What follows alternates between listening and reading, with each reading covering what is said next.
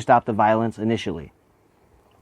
Pavlovich said, on the argument of vigilante justice, when you have no police around to defend businesses and people who are being attacked and their livelihoods burned to the ground, then there is a void that is filled, and that's true.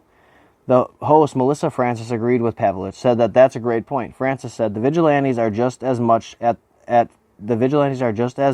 fault of those leaders who have failed so miserably. And Wallace jumped in after Pavlovich blamed the state officials for vigilante justice at the protest. There seemed to be the implication that somehow vigilante justice was understandable and justified by the lack of sufficient police action and authority and presence in some of these cities, he said. Francis interrupted, saying that's not what was said. Pavlovich repeated, asked, who made that point? I just got to say that just as completely disconnect, Wallace said. Just as it's completely a disconnect, Wallace said, that seemed to be an implication that vigilantes were filling the void from police. Francis said it was a shame that Wallace misunderstood the end of the segment there. Pavlovich said, nobody said that. You were saying to fill a void, Wallace responded. I don't think that's right. Tucker Carlson also appeared to rationalize with Kenosha shootings. Other Fox News hosts have described vigilante justice as a byproduct of state leaders rejecting law enforcement presence during the protests. Now, I don't remember. I'm going to bring up the Chaz on this one because I don't really remember them at all. I know Fox went after the shootings in the Chaz. I know Fox and them went after, and a lot of independent media went after them handing out guns in the Chaz. But I don't remember Chris Wallace having too much really to say about it. But that's vigilante justice, right? They took over the town, and then when somebody was trying to commit a crime in said town, they took justice into their own hands. So that would essentially be vigilante justice because there was no police in that area, so the made-up police, the Chaz security, filled that void. So what Wallace is saying is you shouldn't protect your businesses, you shouldn't protect yourself, because why? Because that's considered vigilantism? What do you guys think on that one? Holla at your boy. Because I'll be honest, I don't believe that Kyle was acting as a vigilante. I don't believe he was out there to try to shoot or kill anybody. From all reports, he left school to go clean up. After he was done with school, he went to go clean off spray paint, graffiti. So, I mean, I don't know. I'm gonna say I think Chris Wallace is wrong on this one. Now, one of the people that Kyle killed was a registered sex offender. Not that that has much to do with anything, but people are going to defend a sex offender? And then you have sex offenders running with your group? Something fucked up with that, man. I'd have never known a gang that wants a sex offender around. Never. Now, I'm not saying BLM or Antifa is a gang, but I've never really known any groups either that want sex offenders around. I just never heard of that. Now, if there is a group out there, I'm assuming there is a group of sex offenders that consider themselves a group or a gang or a brotherhood or whatever, but I'm not going to go out of my way to defend a fucking sex offender. Not now, not ever. Just like I said when Trump killed Soleimani, and I seen people literally defending a terrorist, I was fucking shocked and baffled with that shit. You're going to defend a terrorist. Okay. Just because you hate Trump so much, you're going to defend the terrorist. And just because you hate Kyle so much, you're going to defend a sex offender. Just because you hate Trump so much, you're going to defend a sex offender. Get the fuck out of here, man. Now, CNN fact-checked the entire RNC convention. I didn't watch much of CNN during it, but Steven Crowder and them do it now. When he goes after him, he's normally going to be spot on. Now, the one thing I did notice is they changed a sidebar, one of their bars on the bottom of the screen that said violent protesters. They changed it, took violent out. Like, motherfuckers ain't going to notice the switch. Y'all really think you're that slick? Come on now. People are so quick with a screen grab now, a screenshot, screen whatever. They're quick with it now. You ain't going to just weasel on and get that past that. Come on now, CNN. Someone was trying to be honest and you made them have to retract it. Just like that meme where you got the CNN anchor literally in Kenosha saying it's a fiery protest but mostly peaceful. What? What protests are fiery? What protests end up with being fiery and being peaceful? Like, that don't even make any sense, man. Make that make sense. Now, constantly Americans are bombarded and barraged with information, misleading or not. Some seek actual truth with sources and facts. Others read headlines and run with it. Some people have said that the stats don't matter. It's a matter of what's at hand to said people. Seeing people openly deny what the truth is baffling, but yet it's common in 2020. Along with the attacks from the left on just about every topic, the right does their fair share of attacking as well, but from the amount of arguments I've seen, it's normally from a defensive standpoint, along with centrists, moderates, and independents. I normally see the left attack anybody that does not believe 100% with their view on everything. They go after them. And that's just weird. Like, even if you go after centrists, moderates, independents, what? Shouldn't you be trying to convert those people to your side? Or no? You just think everybody that doesn't agree with what you exactly agree on, with what you believe on the fringe, just come right? They're not worth it? All right, if that's what you think, then you rock with that on the fringe.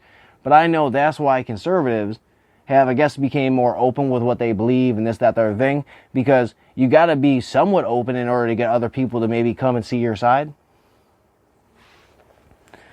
Now, Portland had a massive truck rally, and I talked about it in my Off the Cuff episode 3, and this was, I watched the Oregonian, or the video before the gentleman Jay Bishop was shot in Portland, hunted down by that Michael whatever. I'm not going to learn how to pronounce his last name because he can go lick a dick. I don't care. Anyways, that rally was wild to see how many trucks showed up in Portland. Like, that lets you know there's a tide, and I think it's starting to turn. I don't think as many lefties are out there as they once had. Now, you still might be on the left, but you might be like Adam Krigler or Tim Pool and be a centrist or a lefty and going to be voting for Trump because you didn't leave the left left you. Not to misquote the 6 mayors and not to quote the 6 Democratic mayors from the Iron Range who literally said that we didn't leave the party left us. I know a lot of liberals, I know a lot of moderates that would say the same thing, that they still believe in their main points, their main beliefs, their main stands, but the left where they were originally has now moved so far to the left, and the right is just sitting there. I know a lot of people say the right is now more to the center. No, I don't think that. I think it's still far. I think the left just keeps going and going and going. Now, when Bishop was shot, that was messed up. They hunted him down, all but hunted him down in a sense. There's tweets and stuff that said they cornered him, this, that, the other thing. His friend has done a bunch of interviews on what was happening, how it happened, they hunted this guy. It's just up. The dude, and then the guy that shot him got released late. He got arrested in early July for having a loaded gun, and then at the end of July, they basically just dropped all the charges, nothing else. Just boom, just done, bye-bye. And that's really not uncommon, especially during the riots and what's been going on over the last 3, 4, 5 months, because you literally see people get arrested and get released the next day. Boom, done. Then you have the Minnesota Freedom Fund bailing people out. How many other states have that kind of fund? That there's just a fund that's just bailing people out. I mean, it's definitely suspect. So, and then like they said today on Fox, that the DOJ is going to investigate who's putting money into these groups. How are these people getting in and out of jail? I hope the cards come crashing down on them. Now, this article, this one threw me through a loop a little bit, because I mean, it's from the Blaze, so I don't think I'm going to get very many of the people that are on the left to read it on my side, but Black Lives Matter co-founder calls Hollywood to go on strike over Jacob Blake shooting. On Wednesday, the entire Milwaukee Bucks team refused to participate in its NBA playoff game against Orlando Magic as a form of protest to call for justice in police shooting of Jacob Blake in Kenosha, Wisconsin. Then other sports leagues, including the MLB, MLS, and WNBA, postponed some of their games on Wednesday as a way to take a stand against racial justice following criticism. The NHL postponed Stanley Cup games on Thursday and Friday in an effort to show solidarity in the movement. So you guys are struggling to get views anyways, and you're going to postpone some of the biggest games? That really don't make sense. And especially when a lot of these people are backing Black Lives Matter, and they really don't know what the fuck they're talking about. You're backing a group that literally is going to say Hollywood needs to bend the knee and go on strike and not make any more movies. Nothing. Watch. Now, co-founder of Black Lives Matter is calling for Hollywood to show their allegiance to their cause. Patrice Cullors, one of the co-founders of Black Lives Matter organization, is calling for the Hollywood to go on strike to protest the police shooting of Blake. I think it's time for talent, writers, executives, and Guild and SAG to show up for Black lives as well, Cullors said. The Hollywood Reporter, join this strike now. It's time, and our movement is really looking to unions to step up in a particular way and say we're going to hold back on allowing for the exploitation and the degradation of black communities to continue under our watch. I think Hollywood can really show up in this moment. Cullors revealed that she and others in the Black Lives Matter movement have discussed possible protest ideas with Hollywood talent. People are tired of having to say the same thing over and over again and not seeing any change that we deserve. And either party, frankly, Cullors said of the Republicans and Democrats. I think the work that we're up against right now is to ensure that we can get Trump out of office and ensure that we can get a Democratic Party to truly create policies that will make sure black people are protected from vigilantes and from police torture, she stated. In June, Cullors also said BML's goal is to get Trump out of office.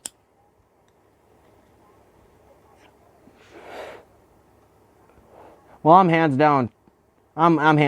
Trump not only needs to be not in office in November, but he should resign now, Cullors told CNN Jake's Tapper. Trump needs to be out of office. He is not fit for office. And so what we are going to do is push for his a move to get Trump out of office. Well, we're also going to continue to push and pressure Vice President Joe Biden around his politics and relationships to policing and criminalization. Cullors said in the Democratic president nominee, that's going to be important, but our goal is to get Trump out. So it's not just to get Trump out. That's the main goal. That's the main goal. Black Lives Matter organization was created by Cullors, Alicia Garza, and Opal Tamidi in 2013 as a response to acquittal of George Zimmerman shooting death of Trayvon Martin. The group has had a self-described mission of building local power to intervene in violence-inflicted black communities by the state and vigilantes. What does that have to do with Trump? You can't name one moment where Trump's actually racist. Because it doesn't exist. So, I don't know, man. Fucked up kind of thing. You got a movement that says this, but yet you're going to do something completely different. Cullors was seen in a 2015 interview divulging that she and her fellow BML creators are trained Marxists. Myself and Alicia in particular are trained organizers. We are trained Marxists, Cullors said in an interview. We are super versed on sort of ideological theories. Super versed.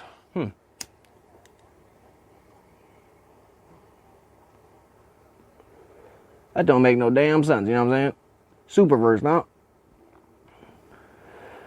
And that's the group that LeBron James and so many other companies are backing.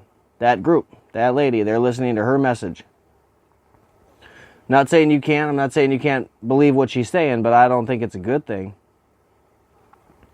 And the fact that she said, I think that the work we're up against right now is to ensure that we get Trump out of office, but also ensure that we can get the Democratic Party to truly create policies that will make sure that black people are protected from vigilantes and police torture. What vigilantes? What vigilantes? And what torture? Moving on. Back to